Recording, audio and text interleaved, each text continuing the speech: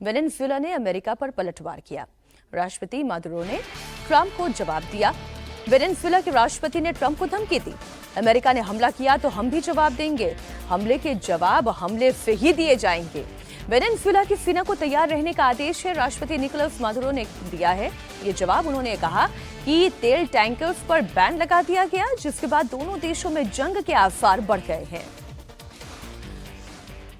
एक युद्ध समाप्त होता नहीं, दूसरा युद्ध सामने खड़ा हो जाता है और इस बार ये लड़ाई तेल की है, वेनेजुएला और यूएस के बीच। देखिए, तेल की लड़ाई तो आज से नहीं, पूरे मध्य एशिया, पूरे मिडिल ईस्ट में सारी तेल की लड़ाई चली। इराक पे हमला तेल के लिए किया अमेरिका ने, पूरा सारे उसकी कंपनियों पे कब्जा किया पहले भी। और वेनेजुएला चूंकि तेल उत्पादकों में उसका एक काफ़ी बड़ा रोल है और एक बड़ा प्लेयर है वो वेनेजुएला। अब हालांकि उसके तेल लेने में पाबंदी लगा रखी है वो उसके ट्रेड को लेकर के। अब चूंकि वेनेजुएला एक ऐसा लैटिन अमेरिकन कंट्री है जो अमेरिका की दादागिरी के आगे झुकता नहीं है। जब वो इसके पहले राष्ट्रपति थे, क्या नाम था जिनकी मौत हो गई, ह्यूगो चावेज। हाँ, ह्यूगो चावेज तो बहुत ही मतलब खुल करके खिलाफ थे। उसके बाद वहाँ जो सरकार आई थोड़ा वो अमेरिका की पक्ष में हो गई। उसके बाद अब जो ये मौजूदा राष्ट्रपति हैं ये भी वेनेजुएला को लेकर के अपने राष्ट्रीय हितों को लेकर के सजा गए। लेकिन चूंकि अमेरिका की ताकत और वेनेजुएला की ताकत में जमीन आसमान का अंतर है।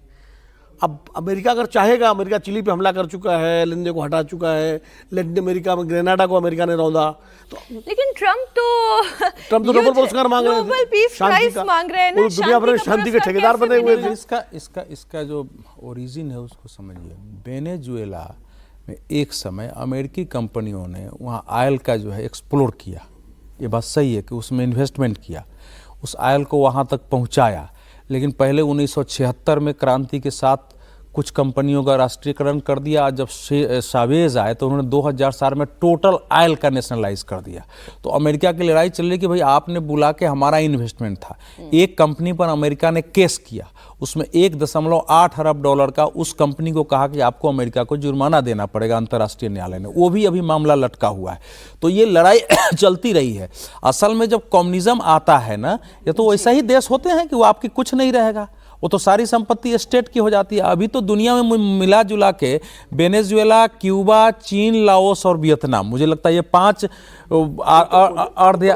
उत्तर कोरिया सॉरी, यही नेशन जो है मोटा मोटी कम्युनिस्ट देश बचे हुए हैं। तो उनके साथ वो लड़ाई बहुत लड़ी है और लड़ाई शुरू हो गई है। वो ऐसा नहीं है, ड्रग्स के घेरेबंदी के कारण अभी तो बहुत बड़ा तेल का जहाज जब्त किए हुए हैं। वो ने कहा कि भैया सब हमारे पैसे लगाए हुए हैं, तुमने हमारे साथ डकैती किया है। और अमेरिका की लड़ाई चलती रही उनके साथ। लेकिन यह है कि राष्ट्रपति सब एक सीमा से ज्यादा नहीं लेकिन कर रहे हैं। इस बार थोड़ा सा मामला और इससे आगे का सीरियस लग रहा है।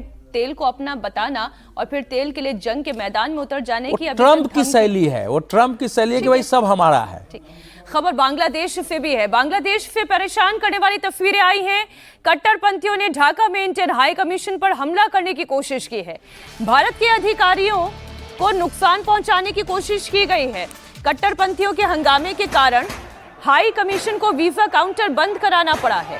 ये ढाका के हाई सिक्योरिटी डिप्लोमेटिक जोन है, लेकिन हजारों की संख्या में कट्टरपंथी जमात के लोग इस इलाके में इकट्ठे हुए बैरिकेड्स को तोड़कर इंडियन हाई कमीशन की तरफ बढ़ने की कोशिश करने लगे। तस्वीरें आपके सामने हैं। बांग्लादेश में भारतीय हाई कमीशन पर हमले की यह कोशिश है और जमातियों का ये भारतीय उच्चायोग की तरफ कूच करना, ये भारत को आंख दिखाने के जैसा है।